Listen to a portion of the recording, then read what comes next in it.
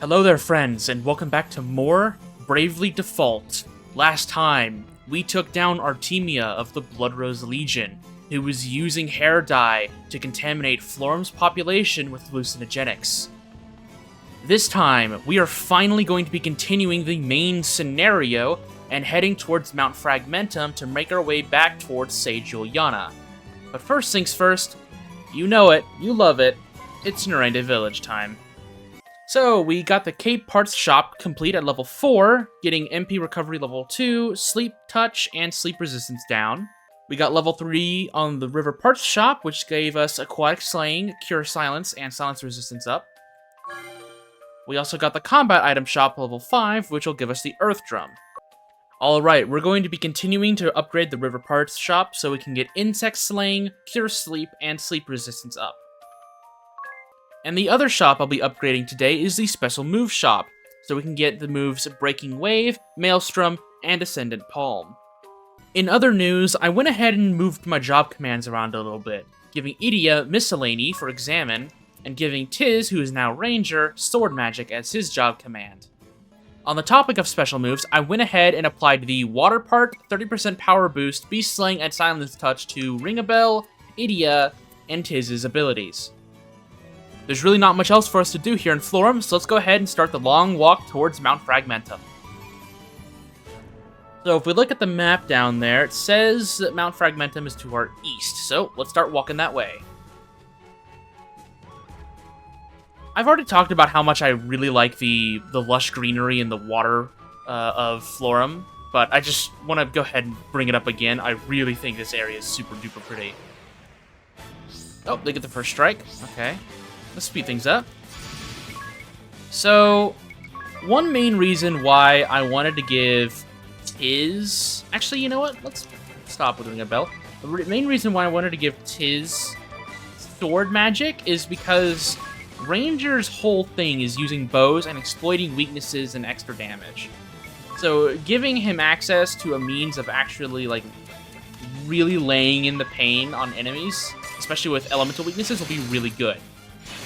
Even if it's just the first tier spells, being able to take down these enemies much quicker will always be a benefit. Now we can probably just wail into them with everyone else. I just wanted to show that off. Ranger's a new job, so I wanted to give him a little bit of time to shine. He will still probably be the fastest member of the team because I gave him that speed 10% up from Thief, but he might not be outspeeding literally everything.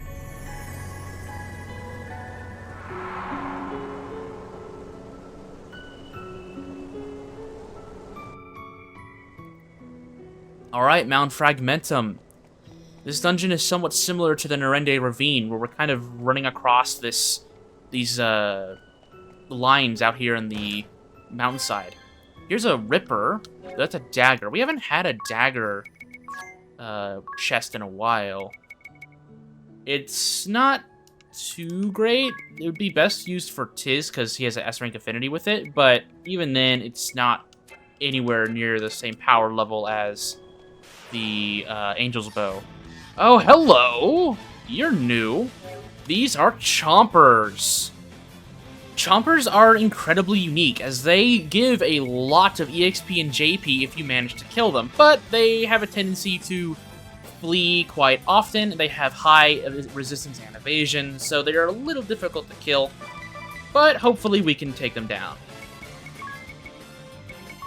Okay, so because they are slightly difficult to kill, Idia and Tiz are probably the fastest members of my team. Actually, they most likely are, but I have no idea if they are actually faster than these little rascals.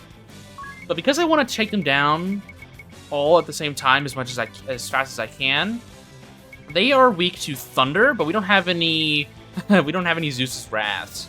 So I'll probably do the next best thing and throw some bomb fragments out there with Idia. I'm okay with going into the negative. And then Tiz, he has a very high accuracy because he's on Ranger now. So we can apply Thunder and just try to hit them down. See what happens. Okay, Tiz is faster. Okay, he took down one. They are faster, but they're not running away. That's good. So they all go down. Look at this. 528 EXP, 56 JP. That's pretty good. It wasn't a sweep, and it wasn't a unscathed, but still, this is pretty good. I forgot to go over the fact that Tiz learned Bug Slayer. Bug Slayer deals 1.5 times the damage of a conventional attack to the members of the Bug family. So yeah, the Ranger's primary moveset is getting the Slayer abilities, which normally means they just do extra damage to those families. So again, Ranger has the means of dealing bonus damage to every enemy type in the game. So no one's safe from the Ranger's extra damage. Eri, you're in a good mood. We could walk to Yoyana Woods by going past Mount Fragmentum. Man, she was in a little bit of a powdery mood for the past, like, 3 episodes, so it's nice to see her a little bit more happy.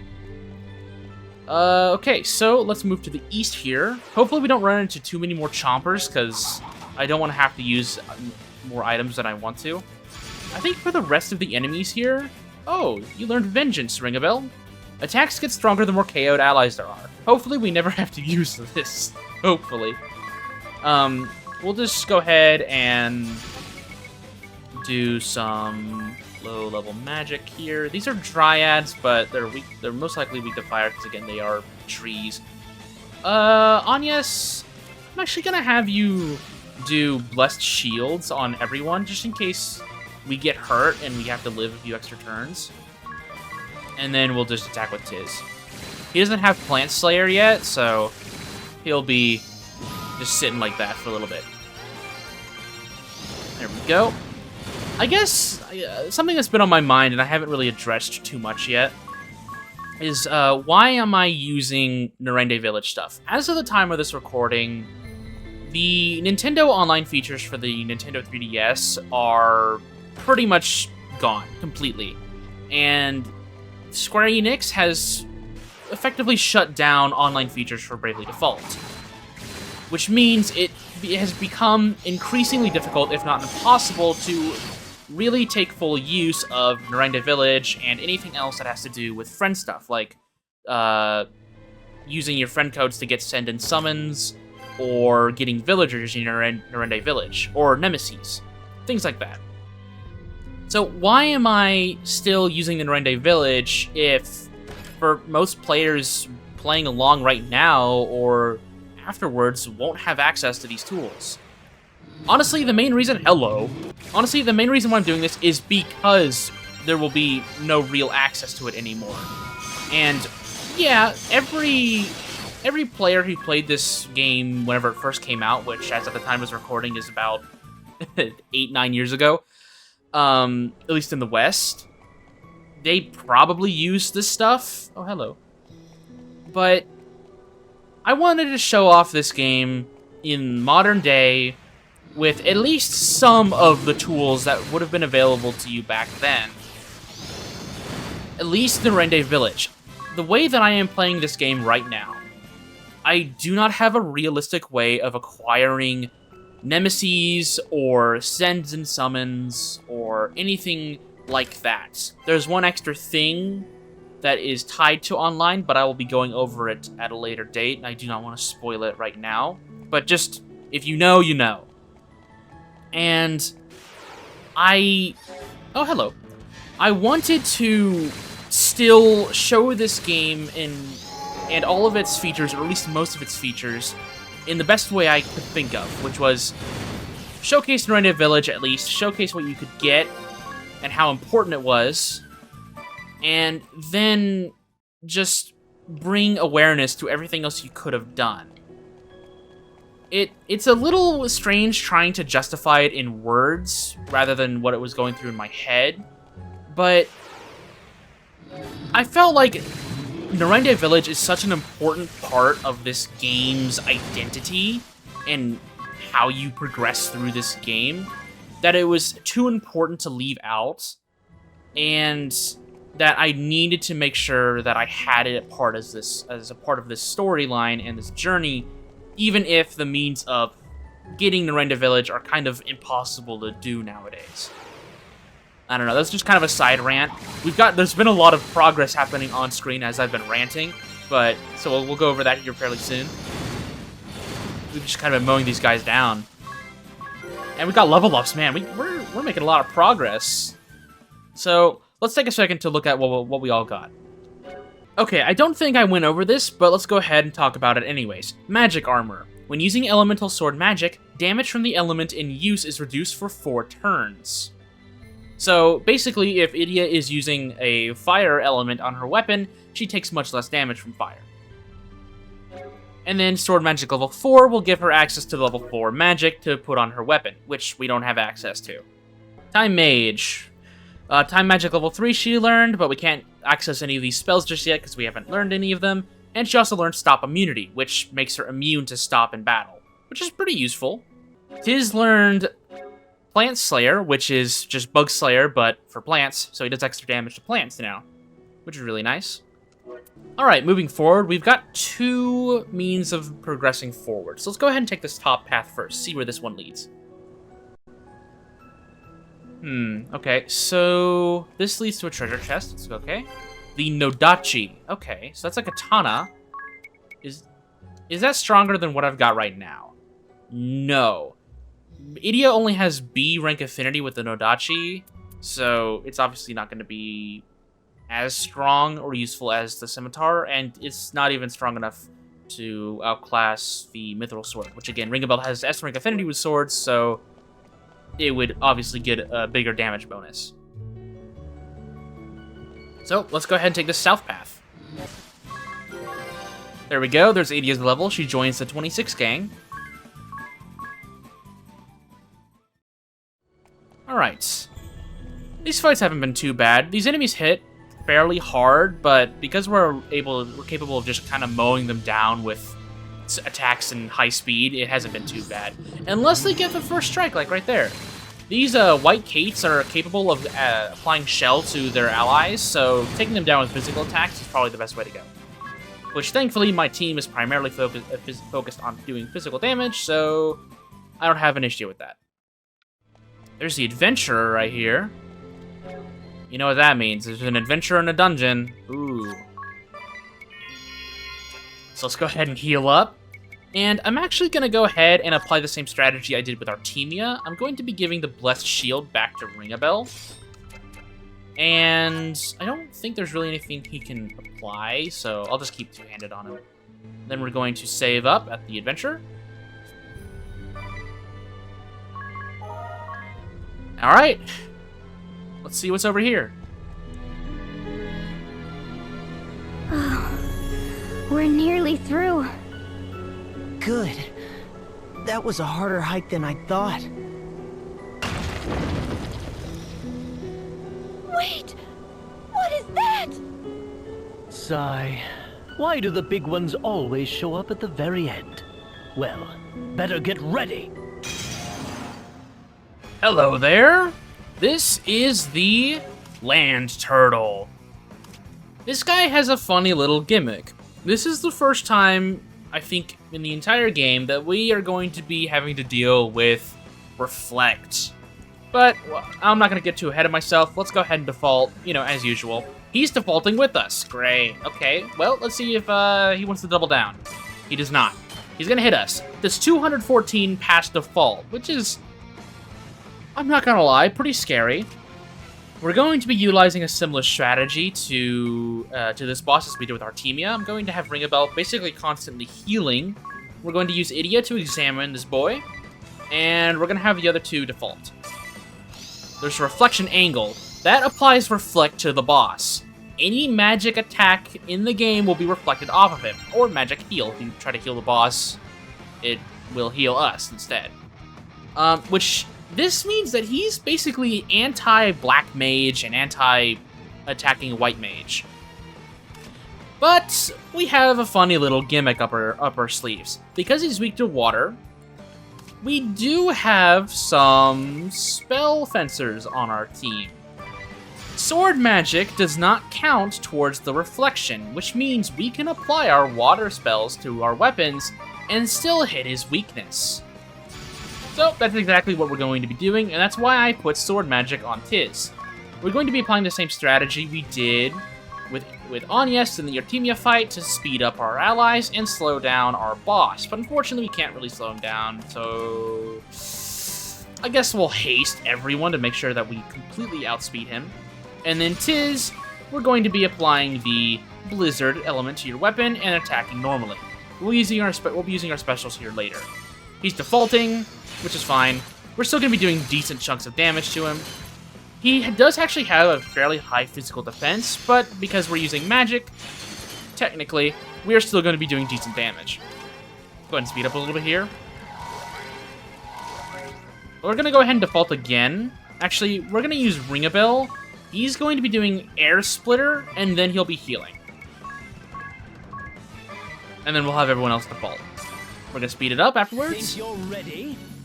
Again, I do have the water element applied to all of my special moves, so this will hurt.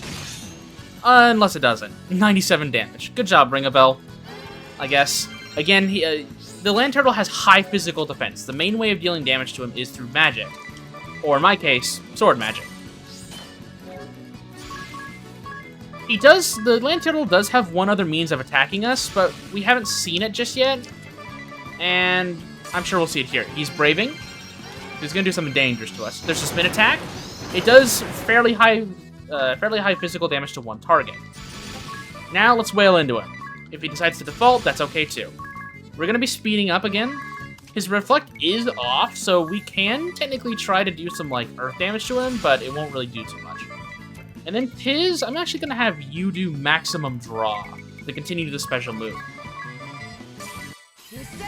This is going to hurt. He did not default, and I still have the special moves. 4,000 damage. 1,200, 2,300, 2,400 damage! Yeah, this is the power of preparation, I guess. 1,200, 1,000, 1,300. Oh my god. That boss just stood no chance. Trust me, in my first playthrough, I was running 2 black mages, a white mage, and a spell fencer. Trust me when I say I struggled a lot on this fight, because he would always reapply Reflect before I even got the chance to actually attack him with my black mages. There's Beast Slayer, that would have come in handy, but, you know, we didn't even need it. High Potion and a Light Curtain.